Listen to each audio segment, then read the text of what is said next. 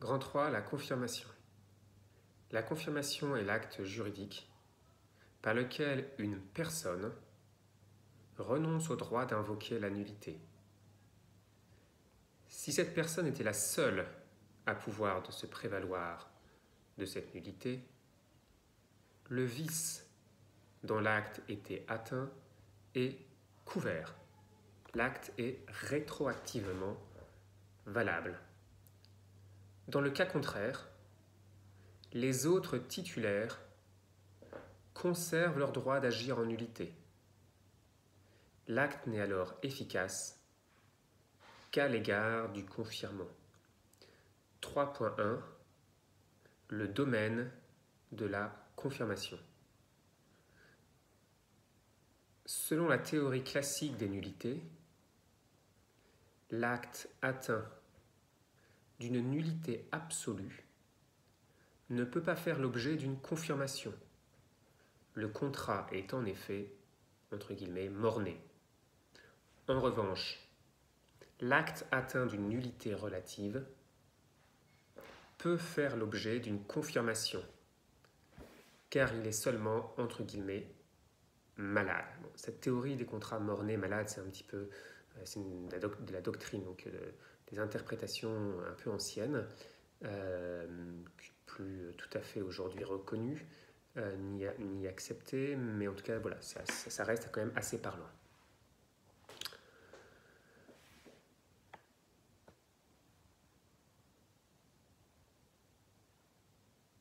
Donc voilà, je simplifie un petit peu, j'allais vous dire, mais ce n'était pas la peine de noter, qu'effectivement, on considère que la nullité absolue est là pour protéger la société, et c'est donc pour cela qu'on ne souhaite pas permettre une confirmation, alors qu'une nullité relative, ça ne protège que des intérêts particuliers, donc on peut être plus souple et accepter une confirmation.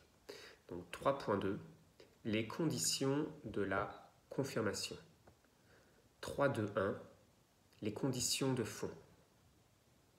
Les conditions de la confirmation sont les suivantes. Premier tiret. La confirmation doit émaner de la personne qui peut se prévaloir de la nullité. Deuxième condition, deuxième tiret. La confirmation ne peut intervenir qu'après la conclusion du contrat. En gros, ça veut dire que vous ne pouvez pas mettre dans un contrat avec quelqu'un par la présente, je m'engage à ne pas solliciter, à ne jamais. Oula, je me perds le mot. Pas présente, je m'engage à renoncer à toute action en nullité. Vous ne pouvez pas mettre une clause comme ça dans votre contrat. Vous ne pouvez pas dire je renonce plus tard à me prévaloir de nullité, ou vous ne pouvez pas mettre dans un contrat par la présente, je m'engage à confirmer ultérieurement cet acte. Pourquoi? Parce que imaginez que vous avez été victime, mettons, d'un acte de violence, quelqu'un vous met un pistolet sur la tempe et vous dit vous signez un contrat, et dans le contrat vous mettez une clause par laquelle vous renoncez plus tard à solliciter la nullité, ou une clause par laquelle vous indiquez expressément je confirme que cet acte est valable même si j'ai été victime d'un acte de violence. Non, ça ne fait pas de sens. Donc il faut... c'est pour cette raison qu'on dit que la confirmation ne peut intervenir qu'après la conclusion du contrat. Troisième condition, le confirmant doit avoir connaissance du vice dont l'acte est entaché. Vous ne pouvez pas confirmer un contrat en disant si, je renonce à invoquer la nullité, je confirme ce contrat, alors qu'en réalité vous ne savez pas que vous avez été victime par exemple d'un dol, d'une erreur ou autre. Quatrième condition, la confirmation doit être exempte de tout vice. Imaginez que vous avez signé un contrat parce qu'on vous faisait une menace d'acte de violence, vous avez signé le contrat, et puis ensuite, la même personne vient vous voir et vous dit maintenant tu vas confirmer le contrat et tu vas dire expressément que même si j'ai été menacé, je renonce à solliciter la nullité de cet acte, et que pour cette confirmation, la même personne reprend le même revolver et le remet sur votre tempe une deuxième fois. La première fois alors que vous avez signé le contrat, la deuxième fois pour vous dire maintenant tu confirmes le contrat. Non, ça ne marche pas. La confirmation, elle doit être exempte de tout vice. Donc vous ne devez pas être victime d'un acte de violence, vous devez toujours ne pas être victime d'une erreur ou autre. Cinquième condition, cinquième tiret, la confirmation ne peut porter que sur un acte entaché d'une nullité relative. 3.2.2. Les conditions de forme.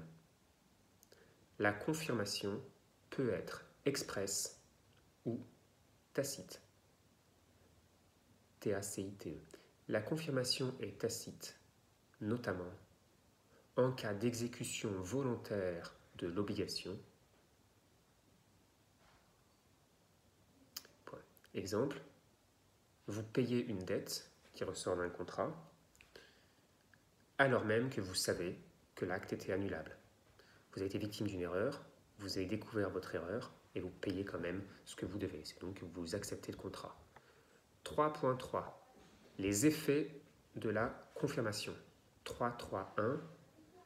Efficacité du contrat confirmé. Par la confirmation du contrat, le titulaire de l'action en nullité renonce à invoquer celle-ci sous forme d'action ou d'exception. Il ne peut donc plus remettre en cause la convention. S'il était le seul titulaire de l'action en nullité, sa confirmation rend l'acte efficace à l'égard de tous. L'acte confirmé est alors valable rétroactivement dès l'origine de sa conclusion. Si l'action en nullité a plusieurs titulaires, la confirmation ne sera pleinement efficace qu'à l'égard du confirmant. Donc bien sûr, si quelqu'un confirme, l'acte n'est valable que pour lui, que pour celui qui a confirmé. C'est logique, on ne veut pas confirmer pour quelqu'un d'autre. 3.3.2.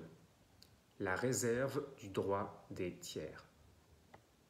La confirmation de l'acte produit ses effets sans préjudice néanmoins du droit des tiers. Je vais vous donner un exemple. Un mineur A a vendu irrégulièrement